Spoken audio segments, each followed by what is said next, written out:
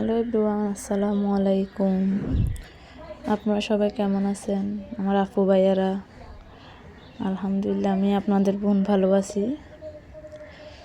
আজকে আমি আপনাদের সাথে আমার একটা ছোট্টখাটো ডেইলি ব্লগ নিয়ে হাজির হলাম। প্রতিদিন ব্লগ দিতে পারি না, প্রতিদিন ভিডিও করতে ইচ্ছাও করে না, আর ভিডিও করলেও এডিট করতে ইচ্ছা করে না, ভয়েস ওভার দিতে ইচ্ছা করে না। আমি তো ভাই এখনও নতুন, সেজন্য আমি সরাসরি কথা বলে ক্যামেরা ধরে কথা বলে ভিডিও করতে পারি না, আমার আনইজি ফিল হয়। তো আমি এখন রান্না করতেছি, আজকে রান্না করব শসা আর ডিম বোনা, চিংড়ি শুটকি দিয়ে শসা রান্না করলাম। আর এখানে আমি এখন 2 কোয়া রসুন, একটা পেঁয়াজ আর চিংড়ি শুটকিগুলো ভালোভাবে তেলের মধ্যে ভেজে নিতেছি আগে, এর জন্য একটু লাল হয়ে আসবে। তারপর আমি এখানে সব মরিচ মশলা সব দিয়ে দিব, যা যা দেওয়া দরকার। তো আমি এখানে একটু পুড়ে যেতেছি, সেজন্য আমি একটু পানি দিব এখানে। আমি পেঁয়াজটা যদি বেশি পুড়ে দিলে ভালো লাগবে না, তিতা তিতা ভাব আসবে। তো আমি এখন এখানে মরিচের গুঁড়ি একটু করে দিলাম, হলুদের গুঁড়া দিব একটু, একটু দিব মশলার গুঁড়ি। ভালোভাবে পরিমাণ মতো সব মশলা দিয়ে ভালোভাবে একটু কষিয়ে নিব। এক হাতে ক্যামেরা ধরে আর একটু রান্না করতে একটু অসুবিধাই হয়। আমার কিন্তু স্ট্যান্ড আছে, কিন্তু আমি স্ট্যান্ড দিয়ে ভালো লাগে না আমার। একবার ফোনটা বের করব, একবার ধরবো, এটা আমার ভালো লাগে না। সেজন্য আমি হাতে ফোন নিয়ে ভিডিও করতে আমি স্বস্তি বোধ পাই আর কি, আমার স্বস্তি লাগে। আর এখানে আমি এখন ডাল দিয়ে শসা রান্না করতেছি, চিংড়ি শুটকি দিয়ে, যেটাকে আমি বসিয়ে দিব, একটু কষে আসবে। পরে শসা হতে তার বেশিক্ষণ লাগবে না, এটা তাড়াতাড়ি হয়ে যায়। কিন্তু রান্নাটা কিন্তু দুর্দান্ত ছিল ভাই, আমার কিন্তু অনেক ভালো লাগে শসা। এটা এখনও হয় নাই, আমি তারপরে একটু পর উল্টিয়ে নাড়াচাড়া করতেছি, আবার এটা বেশি গলে গেলে ভালো লাগবে না, সেজন্য।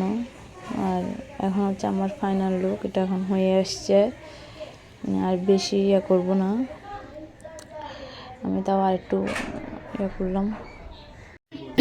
তো আমি আবার একটু নাড়াচাড়া করে আপনাদেরকে বোঝার সাথে দেখাইতেছি। এটা হয়ে আসছে, প্রায় শেষ। এখন আমি ডিম সেদ্ধটা বসাই দিব। তার ফাঁকে আবার আমি এখন মাগরিবের আজান দিয়ে দিছিল, আবার মাগরিবের নামাজটা পড়ে নিছি। তারপর আমি ডিমটা সিদ্ধ করছি, ডিম আলু সিদ্ধ করার পর এখন আমি ডিমটা একটু ভেজে নেব। ডিম আলুগুলা ফার্স্টে কড়াইতে একটু লবণ আর একটু হলুদ দিয়ে ভালোভাবে একটু করে নিছিলাম। পরে ডিমটা দিয়ে দিছি আগে। পরে ডিমটা যখন লাল লাল হয়ে আসছে, তারপর আমি আবার আলুগুলো একটু লাল লাল করে ভেজে নিলাম। আজকে 2টা রান্নাই মাশাআল্লাহ অনেক সাথে ছিল, অনেক ভালো লাগছে। আর ডিমটা অনেক দিন পর রান্না করছি, সে কারণে হয়তো বা আরও বেশি ভালো লাগছে। আপনাদের ভাইয়া বলতেছে অনেক দিন হইতেছে ডিম দিয়ে আলু দিয়ে রান্না করে খাই নাই, তুমি আজকে আমার জন্য ডিম আলু রান্না করবা। তো আমি বলতেছি আচ্ছা ঠিক আছে, আজকে ডিম আলু রান্না করি তাহলে। আর এই যে একটু লাল লাল হয়ে আসছে, দেখছেন। আমি এখান থেকে কয়েকটা আলু খেয়ে ফেলছি এভাবে ভাজি করতে করতে। পরে এখন আমি চুলায় বসিয়ে দিলাম, পাতিল বসিয়ে দিয়ে এখন আমি এখানে তেল দিয়ে পেঁয়াজ রসুন এগুলো ভালোভাবে একটু লাল লাল করে নিব। আর আমার রসুনটা যে কোনো তরকারিতে দিতে হয়, কেন জানি না আমার ভালো লাগে না রসুনটা না দিলে।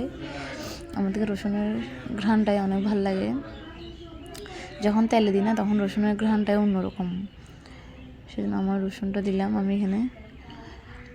আর দেখেন মশলাটা অনেকক্ষণ ধরে কষতেছে, পুরো পাতিলের অবস্থা ক্রাশিং হয়ে গেছে। এরপরে আমি আর ডিমটাও দিয়ে দিলাম, আলুটাও দিয়ে দিছি। দেখেন এখনই অনেক লোভনীয় লাগতেছে, তাই না? কিন্তু আমি এখন এখানে আর একটু পানি দিয়ে ডিমটা একটু কষাবো, ডিম আর আলুটা একটু কষিয়ে নিব।